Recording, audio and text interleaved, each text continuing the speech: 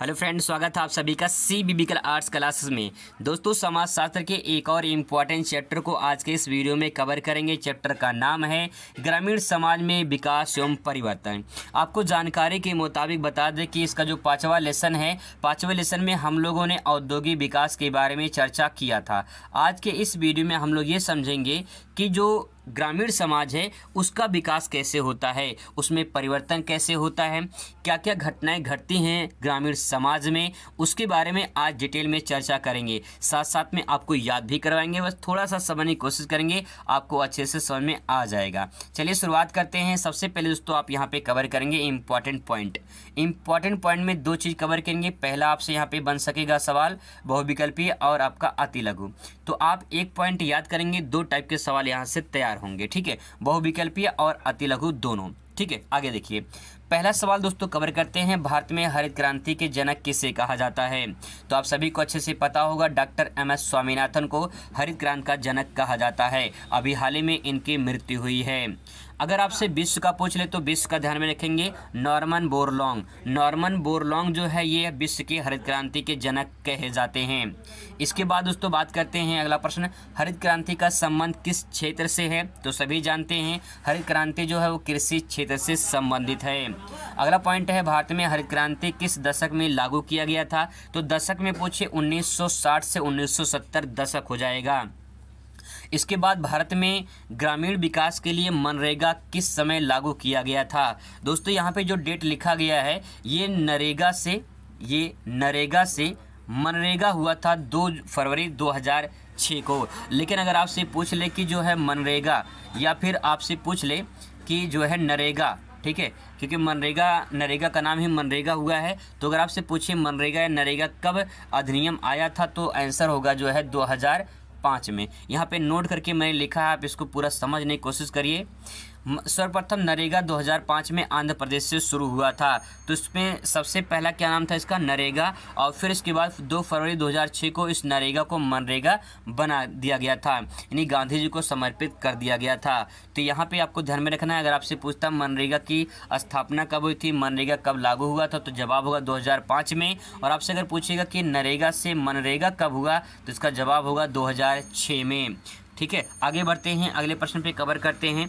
एक पॉइंट यहाँ पे और आप देख सकते हैं, जैसे कि यहाँ पे आपसे पूछ लेगा हरित क्रांति का सर्वाधिक प्रभाव किस राज्य में पड़ा। तो आपको जवाब देना होगा पंजाब में, ठीक है, पंजाब प्लस हरियाणा में। तो पंजाब और हरियाणा में जो है हरित क्रांति का विकास का सर्वाधिक प्रभाव देखने को मिला है। अब बात करते हैं यहाँ पे कुछ इंपॉर्टेंट प्रश्न की। सबसे पहले देखिए यहाँ पे इंपॉर्टेंट प्रश्न है, ग्रामीण समाज के 4 विशेषताओं का नाम लिखिए।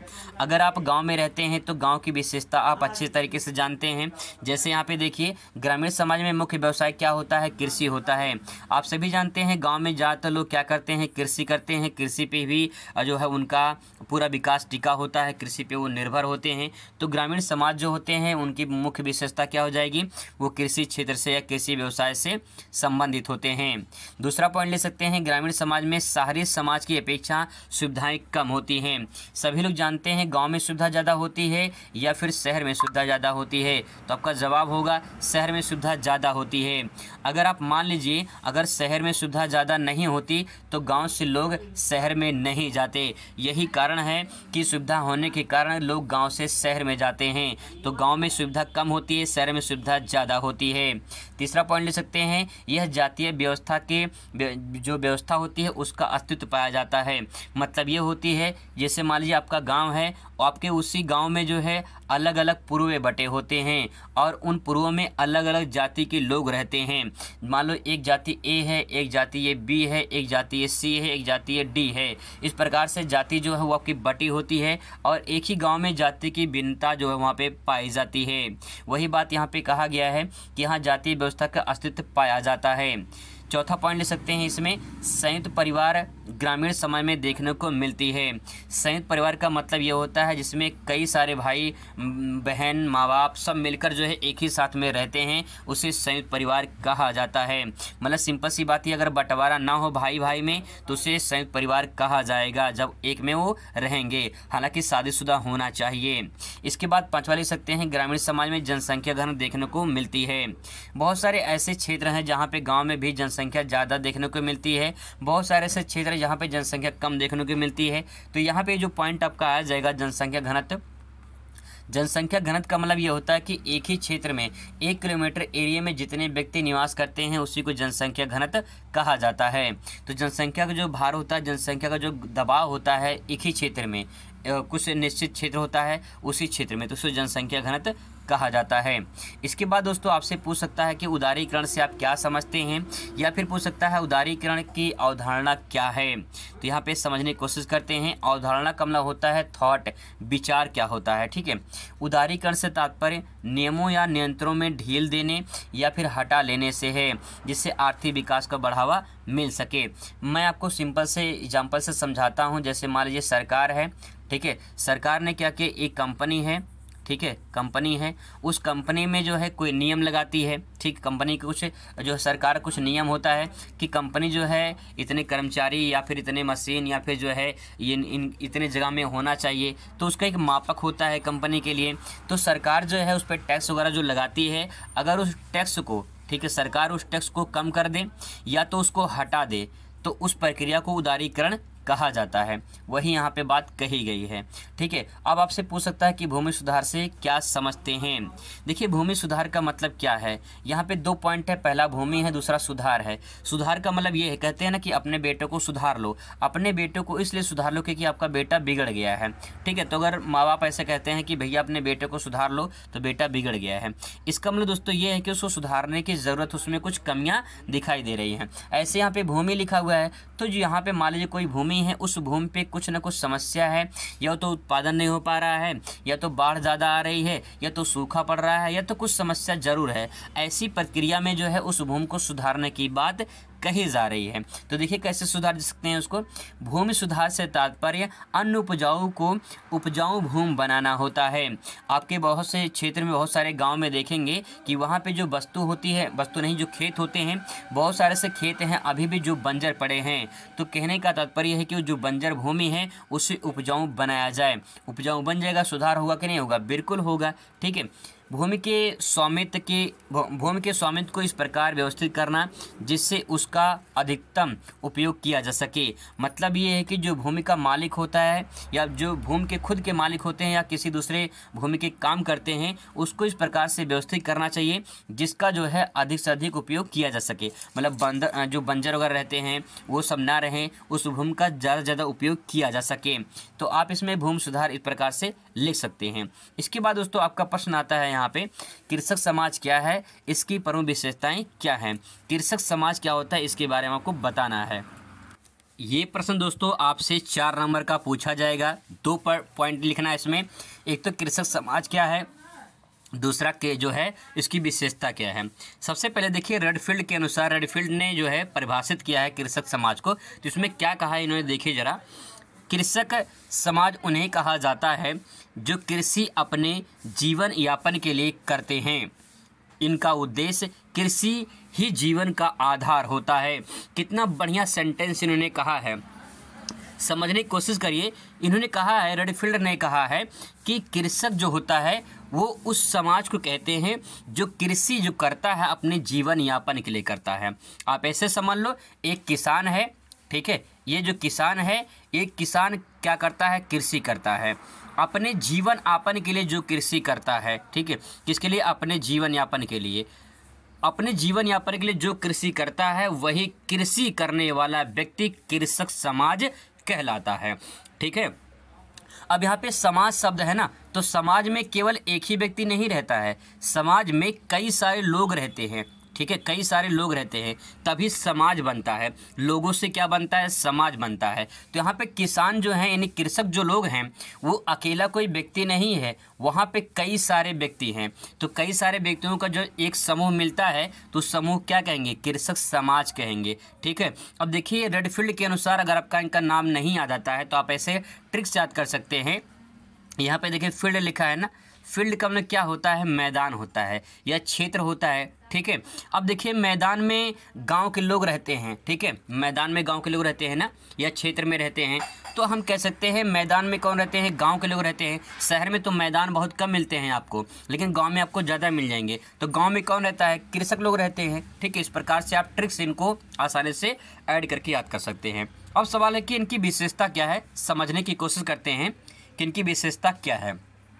देखिए पहला पॉइंट हो जाएगा, कृषक समाज अपने जीवन यापन के लिए खेती करता है, ये पहली विशेषता हो जाएगी। सही बात है, जो कृषक समाज होता है वो किसके लिए खेती करता है, अपने जीवन यापन के लिए करता है। तो क्या हो जाएगा, कृषक समाज अपने जीवन यापन के लिए खेती करता है, पहला पॉइंट। दूसरा हो जाएगा, कृषक समाज में व्यक्तिगत संबंध अच्छे होते हैं।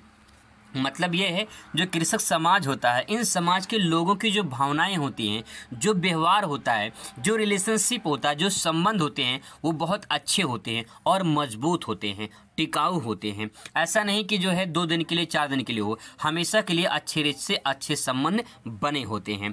ठीक है, तो 2 विशेषता हो गई। आगे देख लीजिए, और विशेषताएं भी अच्छे तरीके से आप यहाँ पे समझ सकते हैं। जैसे कृषक समाज का मुख्य आधार क्या है, कृषि होता है। उनका जो गांव के लोग होते हैं, उनका मुख्य आधार क्या होता है, मुख्य व्यवसाय क्या होता है, कृषि ही होता है, तो कृषि करते हैं। इसके बाद देखिए दूसरा पॉइंट, अगला पॉइंट, कृषक समाजों की आवश्यकता की पूर्ति कृषि से ही होती है। जो कृषक समाज होते हैं, इनकी जो आवश्यकताओं की पूर्ति किससे होती है, कृषि से होती है। ठीक है, अगला पॉइंट, कृषक समाज नगरीय जनजाति से भिन्न होते हैं। जो नगरीय जनजाति होती हैं, मतलब नगर के जो लोग होते हैं, नगर के लोग क्या होते हैं, ज़्यादातर नौकरी करते हैं या फिर किसी व्यवसाय में लगे होते हैं।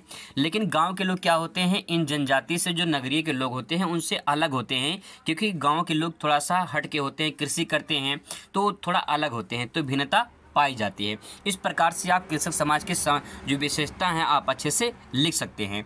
इसके बाद दोस्तों प्रश्न आता है यहाँ पे, हरित क्रांति से क्या तात्पर्य है, हरित क्रांति के किन्हीं 3 प्रभावों का वर्णन कीजिए। ये भी क्वेश्चन आपसे 4 नंबर में से पूछ सकता है। 4 में 4 नंबर पाने के लिए आपको जिस प्रकार से बता रहा हूँ, अगर आप उस प्रकार से लिख देंगे तो आपको दिक्कत नहीं होगी। सबसे पहले आपको लिखना है कि हरित क्रांति क्या होता है, हरित क्रांति के बारे में आपको बताना है 4-5 लाइन। तो क्या बता सकते हैं, इसको समझने की कोशिश करते हैं। सबसे पहले हरित क्रांति से तात्पर्य, हरित क्रांति से तात्पर्य अधिक उपज देने वाले बीजों का प्रयोग, उच्च तकनीकी का प्रयोग और रासायनिक खादों का प्रयोग करके कृषि क्षेत्र में अधिक उत्पादन करना होता है। हरित क्रांति की शुरुआत हुई थी डॉक्टर एम.एस. स्वामीनाथन के जो है द्वारा हुई थी। अब इसकी शुरुआत क्यों की गई, क्योंकि जो है खाद्यान्न में कमी हुई थी। ठीक है, खाद्यान्न में कमी होने के कारण जो है उत्पादन कृषि क्षेत्र में कम हो गया था, जिससे भुखमरी की हालत आ गई थी। तो इसीलिए जो है हरित क्रांति की शुरुआत की गई थी। पंजाब और हरियाणा क्षेत्र से ज़्यादातर की गई थी वहाँ पे। इसके बाद दोस्तों क्या किया कि अधिक उपज देने वाले बीजों का प्रयोग किया गया। इसके बाद उच्च तकनीकों का प्रयोग किया गया ताकि जो है अधिक से अधिक उत्पादन हो सके। और इसके बाद जो है जो रासायनिक खाद का प्रयोग किया जा सके ताकि जो है अधिक से अधिक और उत्पादन किया जा सके। और जो है जो भुखमरी की हालत है, जो कृषि क्षेत्र में उत्पादन करना चाहते हैं, वो अधिक से अधिक हो सके। ये पूरी प्रक्रिया जो है हरित क्रांति के नाम से जानी जाती है। आगे ले सकते हैं इसकी विशेषता। तो विशेषता में क्या क्या नोट डाउन कर सकते हैं। जैसे देखिए पहला पॉइंट, खाद्यान्न उत्पादन में आत्मनिर्भर प्राप्त हुई। मतलब कि जो खाद्यान्न उत्पादन था इसमें क्या हुआ, आत्मनिर्भरता की जो है उत्पत्ति हुई, यानी लोग आत्मनिर्भर हुए, लोग अपने आप में विश्वास करने लगे, अपने में भरोसा करने लगे कि हम लोग उत्पादन को अधिक से अधिक बढ़ा सकते हैं। ठीक है, दूसरा पॉइंट ले सकते हैं यहाँ पे, गांव में ट्यूबवेल, नहर आदि से सिंचाई की सुविधा भी बढ़ गई। जब हरित क्रांति बढ़ावा आया तो लोग ट्यूबवेल और नहर या फिर अन्य जो साधन है सिंचाई के, उनका भी विकास होने लगा। आगे ले सकते हैं तीसरा पॉइंट, गांव में नवीनतम बीज, रासायनिक खाद और नवीन उपकरण का भी प्रयोग किया जाने लगा है। आज के डेट में आप कृषि क्षेत्र में नज़र उठा के देखेंगे तो हर चीज़ की मशीन है। धान काटने की मशीन है, धान जो है धान बैठाने की मशीन है। मतलब कि कहने का तात्पर्य है कि पूरा का पूरा एक तरह से देखा जाए पूरा मशीनों का एक पूरा का पूरा सिस्टम आ चुका है कृषि क्षेत्र में। तो आप आसानी से उससे जो है कर सकते हैं, समझ सकते हैं कि कृषि क्षेत्र में कितना अधिक उत्पादन आज की डेट में हो रहा है और मशीनों का बढ़ावा भी बहुत ज़्यादा देखने को मिल रहा है। अगर दोस्तों आप इन पॉइंट को नहीं लिखना चाहते हैं तो कोई बात नहीं, आप इनके प्रभाव या विशेषताओं को जो है इस प्रकार से भी ले सकते हैं। यहाँ पे मैंने नोट करके यहाँ पे नोट डाउन कर दिया है, जैसे कि सामाजिक प्रभाव, आर्थिक प्रभाव, राजनीतिक प्रभाव, पर्यावरणीय प्रभाव, तकनीकी प्रभाव। ये जो 5 पॉइंट यहाँ पे लिखे गए हैं, इन 5 पॉइंट को आप अच्छे से लिख के इनके बारे में 2-3 लाइन लिखेंगे तो आपका अच्छा तरीका जो मतलब अच्छे तरीके से जो है पूरा कंप्लीट हो जाएगा, पूरा नंबर आपको इसमें मिल जाएगा। देखिए सामाजिक प्रभाव में क्या लिखेंगे। सामाजिक प्रभाव मतलब क्या होता है। सामाजिक प्रभाव में दोस्तों कहीं जब हरित क्रांति का बढ़ा हुआ तो समाज के जो लोग थे उन समाज के लोगों को फ़ायदा हुआ। अगर भुखमरी की हालत ऐसे चलती रहती तो कहीं न कहीं और बहुत बड़ी समस्या सामने आ जाती। तो समाज के लोगों को फ़ायदा हुआ तो यह सामाजिक प्रभाव कह सकते हैं। आर्थिक क्षेत्र में उत्पादन जब कम हो रहा था तो आर्थिक क्षेत्र में देखा जाए उत्पादन जब बढ़ी तो कहीं न कहीं लोगों को विकास होता चला गया, लोग अपने जीवन यापन करने में सुधार करने लगे। तो इस प्रकार से आप यहाँ पे ऐड कर सकते हैं। इसके बाद दोस्तों आप यहाँ पे राजनीतिक जो कारण है वो ले सकते हैं। राजनीतिक प्रभाव में क्या कि सरकार के द्वारा आर्थिक सहायता या फिर जो है सरकार के द्वारा जो है मदद पहुँचाया गया, जिसके द्वारा जो है उत्पादन में अधिक वृद्धि की गई है। इसके बाद पर्यावरण प्रभाव था, पर्यावरण मतलब कि हो गया कि जब देखा जाए तो वातावरण में कहीं न कहीं वृद्धि हुई। जब हरियाली चारों तरफ रहेगी तो वातावरण कैसा रहेगा, अच्छा रहेगा। तो कहीं न कहीं पर्यावरण को भी प्रभाव पड़ा। तकनीकी का प्रभाव का मतलब ये होता है कि नई नई उपकरण आए, नई नई मशीनें आई, जिसके द्वारा उत्पादन संभव हो पाया है। तो इन पाँचों पॉइंट को जो है आराम से आप ले सकते हैं और अच्छे तरीके से समझ सकते हैं। अगला प्रश्न दोस्तों यहाँ पे आपसे बहुत ही इम्पोर्टेंट प्रश्न पूछा जाएगा। भारत में भूमि सुधारों की विवेचना कीजिए अथवा स्वतंत्रता पूर्व स्वतंत्र पश्चात, मतलब पूर्व और पश्चात दोनों पूछा गया है। भारत में भू स्वामित्व के प्रतिमानों के विस्तृत विवरण दीजिए अथवा भारत में भूमि सुधारों के महत्व प्रकाश डालिए। इंपॉर्टेंट प्रश्न है, इसको हाईलाइट कर लीजिए, अच्छे तरीके से समझ लीजिए, आपसे पूछा जाएगा। सबसे पहले आप भूमि सुधार के बारे में बताएंगे। तो भूमि सुधार का मतलब क्या होता है? भूमि सुधार से तात्पर्य यहाँ पे लिखा गया है कि भूमि सुधार से तात्पर्य भूमि को अधिक से अधिक उपयोग करना ही भूमि सुधार कहलाता है। मतलब ये है कि जिस प्रकार से बंजर भूमि पड़े होते हैं, अगर उनका उपयोग कर लिया जाए तो जब उपयोग होगा तो भूमि में सुधार होगा कि नहीं होगा? बिल्कुल होगा। तो उस पूरे प्रक्रिया को क्या कहेंगे? भूमि सुधार कहेंगे। अब इसके बारे में कुछ और यहाँ पे ले सकते हैं, जैसे आप यहाँ पे दे सकते हैं। सबसे पहले ब्रिटिश काल में अंग्रेज़ों ने अपनी आमदनी बढ़ाने के लिए मालगुजारी या भूमि कर जिसे कहा जाता है वसूल करने के लिए अलग अलग शक्तियों या फिर अलग अलग व्यक्तियों को ठेका दिया गया। अब यहाँ पे जो भूमि होती थी उस भूमि पर कर लगा दिया था अंग्रेज़ों ने कर लगा दिया था। तो उस कर पे जो है लोग अपना जो है जो भी ज़मीन में खेती में होता था उसका कुछ हिस्सा अंग्रेज़ों को लगान के रूप में, भूमि कर के रूप में देते थे। अब क्या है कि यहाँ पे किस प्रकार से भूमि पे लगान लगाए जाते थे, क्या व्यवस्था थी, उसको इस प्रकार से आप ले सकते हैं। स्वतंत्रता पूर्व से भारत में भू स्वामित्व की व्यवस्थाएं क्या थी? या तो प्रतिमान कर सकते हैं या तो व्यवस्था कर सकते हैं। क्या ले सकते हैं? सबसे पहले जमींदारी व्यवस्था। आपने सुना होगा जमींदारी व्यवस्था के बारे में, इसे अस्थाई बंदोबस्त भी कहा जाता है। तो जमींदारी व्यवस्था क्या होती है इसके बारे में थोड़ा समझने की कोशिश करते हैं। पहले गांव में एक व्यक्ति होता था और वो व्यक्ति क्या होता? जमींदार होता था। अंग्रेज उस व्यक्ति को वो काम सौंपते थे। वो काम कौन सा काम? जो ज़मीन पर कर यानी लगान जो लगाया जाता था अंग्रेज़ों के द्वारा, वो जमींदार जो है वसूलता था। ठीक है, जमींदार वसूलता था।